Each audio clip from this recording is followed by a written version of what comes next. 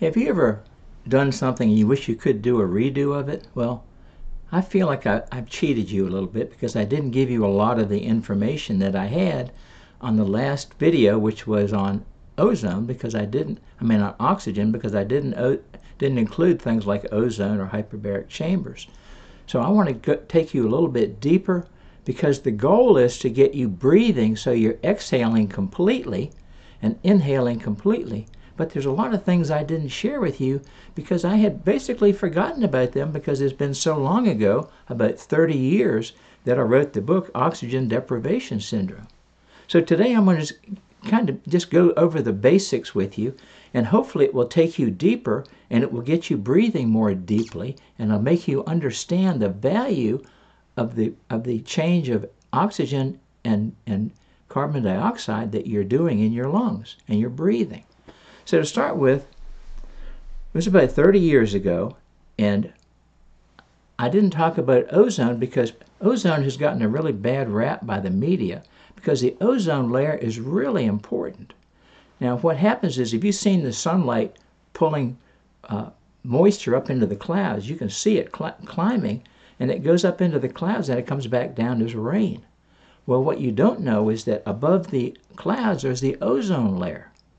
And ozone comes down to the earth after dark, and it pushes all the garbage out of the air onto the ground.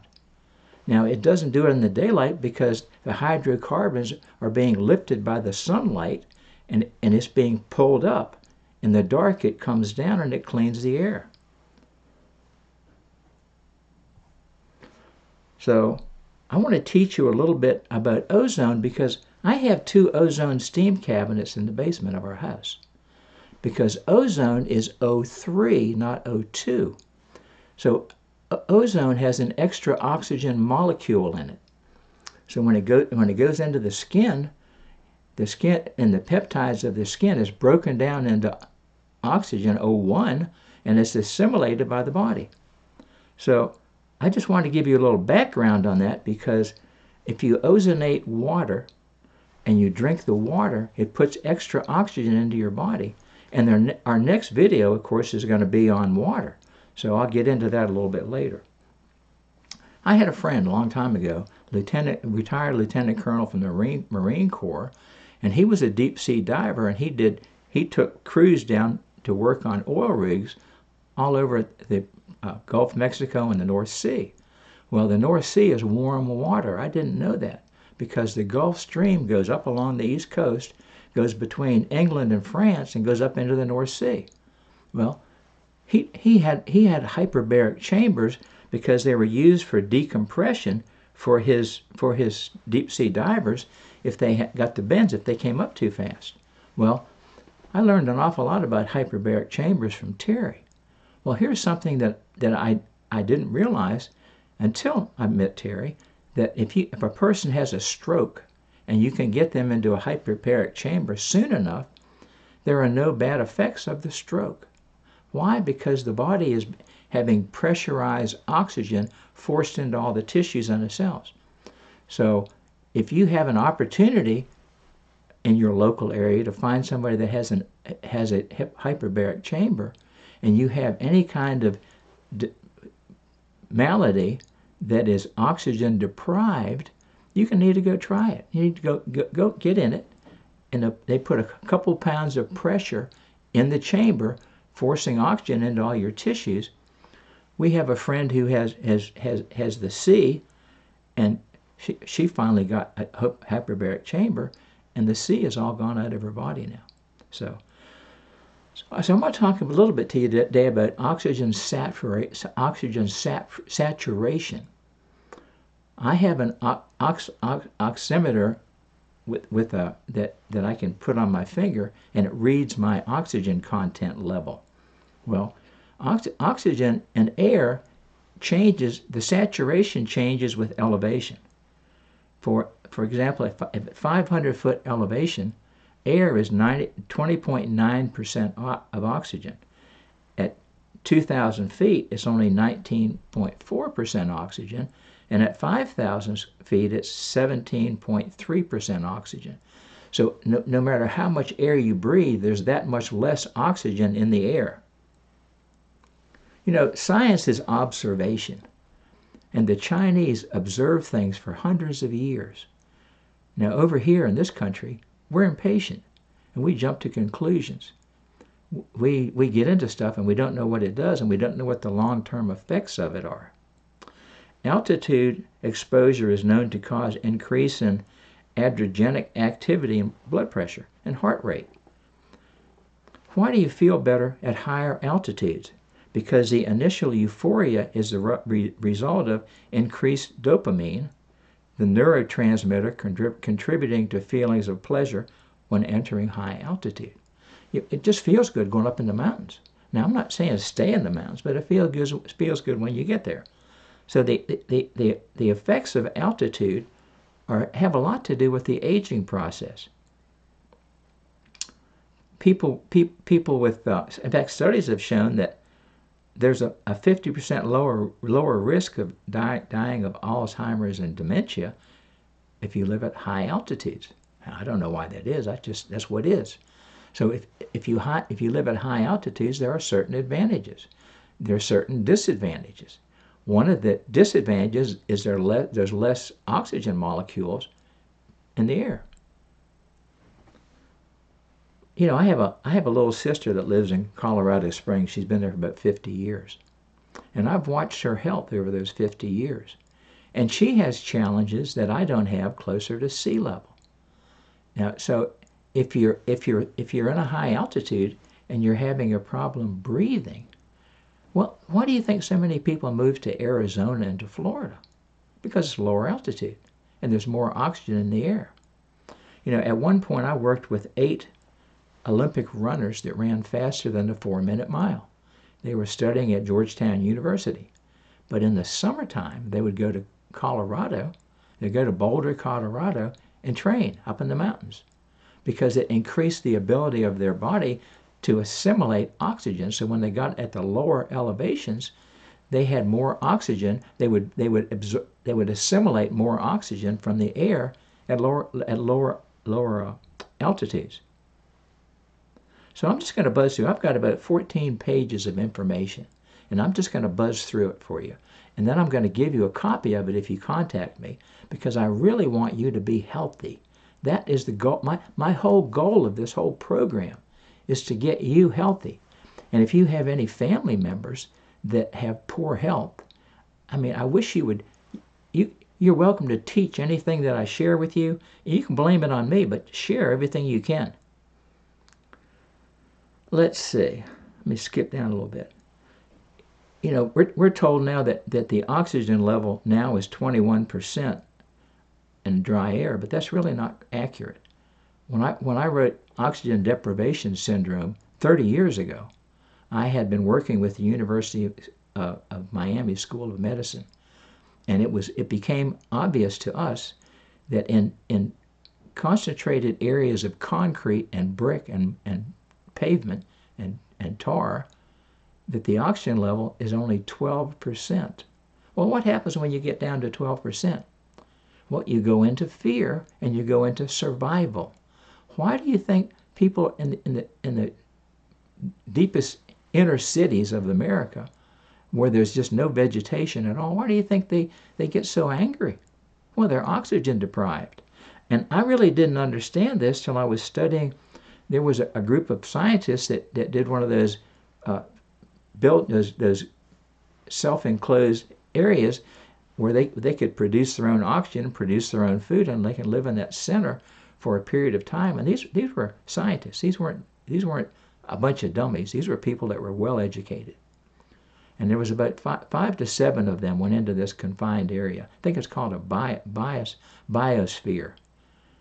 But within just a few days, they were at each other's throats, and they couldn't figure out why. And they finally they got out of there. They got out of the center. Well, they found out that because it was so much concrete, that the concrete was absorbing the oxygen, and they were oxygen depleted. Well, what happens when you're oxygen depleted? You go into survival. So I'm going to go through a few things. How much oxygen is there at 8,000 feet? Like Aspen, Colorado, Vail, Colorado, Park City, Jackson Hole, Wyoming. there is approximately 29% less effective oxygen in the atmosphere. That's 29% less of what they say is 21%. So if you take 7 from 21, you got 14. Well, that's not a very healthy place. At 6 or 7, you die. At 6 or 7%, you're not here any longer because your body can't function without oxygen. At what level is it hard to breathe? Well, it's really hard to breathe at 8,000 feet or above. And 8,000 feet is pretty high. You take Colorado Springs is 6,000 feet. You go up in the mountains, you can get up to 8,000 feet. The higher you get, the harder it is to breathe. Why? Why is it harder to breathe? Because the oxygen molecule is further apart than it was at lower altitudes. Because at lower altitudes, it draws together. At higher altitudes, it separates. I mean, if you were at 30,000 feet in a plane and you didn't have oxygen in the plane, you wouldn't live. I remember that wasn't too many years ago, there was a gentleman with a Layer jet, and he and his wife, he was a golfer in Florida, and he was flying somewhere in his Layer jet, and they lost contact with him. Well, the decompression had failed in the plane. It had gotten so cold that it froze them, and they flew. Finally, the Air Force put jets up there, followed the plane, went along with the plane till it finally crashed. Just ran out of fuel and crashed. Well, the higher up you are, the less oxygen there is. And the higher up you are, the colder it is. So why? What does cold have to do with it? Well, the colder you are, think about this. What is ice? What is ice? It's water that's frozen. What happens to the water molecules? What happens to the molecules in the water in the water? They separate. They get further apart. And when they're further apart, they get lighter. And the lighter they are, the more they float, the higher they go. Now think about even it goes further.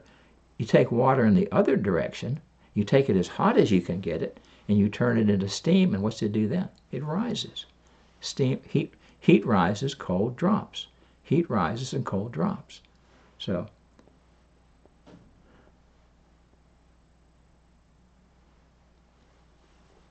let's see. Let's see. I want to talk a little bit about what's the fastest way to adjust in altitude. Number one, drink lots of water. As you gain altitude, your body tends to lose water and salt faster than you're used to it. Reduce your exercise. Don't put out as much energy. Get enough sleep. Limit your alcohol intake, which hopefully you're not doing a lot of that anyway. Increase your potassium levels. Protect yourself from the sun and consume more calories. Well, when you have less oxygen, these are ways that you compensate for that. At what height does oxygen start to thin? At 6,900 square feet above sea level. That's when it starts to get thin. Does your blood thicken at higher altitudes? Absolutely it does. So let's see, I just lost my sheet here, but that's okay. We'll get it started again. Okay. Let's see. Mountain air contains fewer toxins such as fine particles and allergens. Another advantage is that thin air can pass smoothly through narrow inflamed pathways in your lungs. If, however, the lungs are severely damaged and unable to expand, people should stay at lower altitudes. Well, see, there's certain advantages to high altitudes, and there's certain advantages to lower altitudes. So I want to talk a little bit about misinformation, because we get a lot of misinformation. And we turn on the news media, and they tell us what they want us to hear. And I'm not knocking them. I mean, they have a job. And it used to be that there were a lot of different companies that control the news media, and now we're down to like 4 or 6 companies that control all the news. And the biggest misconception is oxygen in air. So let me read this for you. Professor Ian Plimer of Adelaide University and Professor John Harrison of the University of Arizona concur. Like most other scientists, they accept that oxygen levels in the atmosphere in prehistoric times averaged around 30 to 35% compared to only 21% today. And they say 21%, but I know scientifically it's only 19. And that the levels are even less in densely populated, polluted city centers and industrial complexes, probably only 15% or lower. Well, I'm going to give you the figure. It's 12%. So the evidence of prehistoric times, and how do they know this? Well, I'm going to tell you how.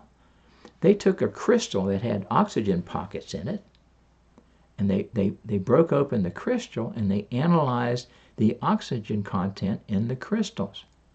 So back 6,000 years ago, when people lived to be 900 years old, guess what?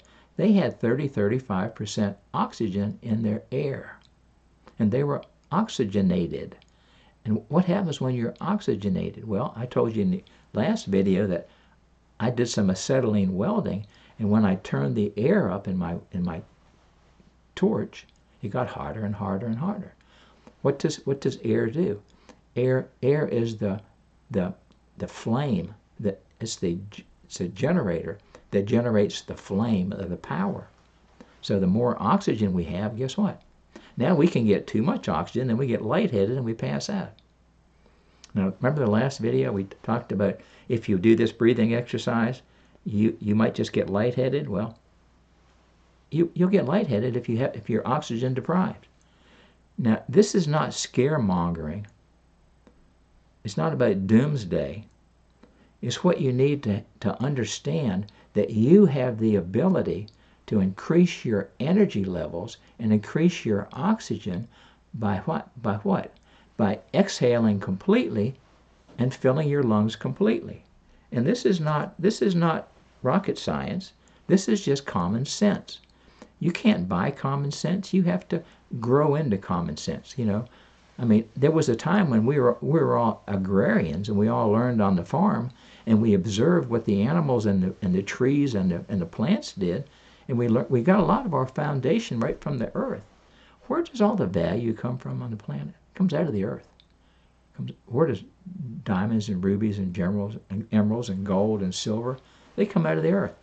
Where's our food come from? It comes out of the earth.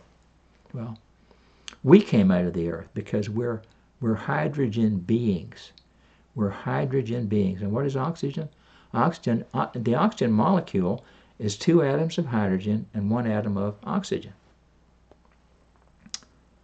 So I'm available to answer any questions that you might have. I'm not involved in anything that I'm going to share with you financially, because if I were, that would be practicing medicine without a license, and I used to be president of a medical corporation. That stuff puts you in jail. And I'm just too old to want to go to the big house. So if there's anything I can do to increase your knowledge base and make you better able to handle your own being, I want to do that. I really do. So this was kind of an addendum to the oxygen video. And this weekend I'm going to do the one starting with hydration or water. So God bless you, and you have a great, great day. Thank you.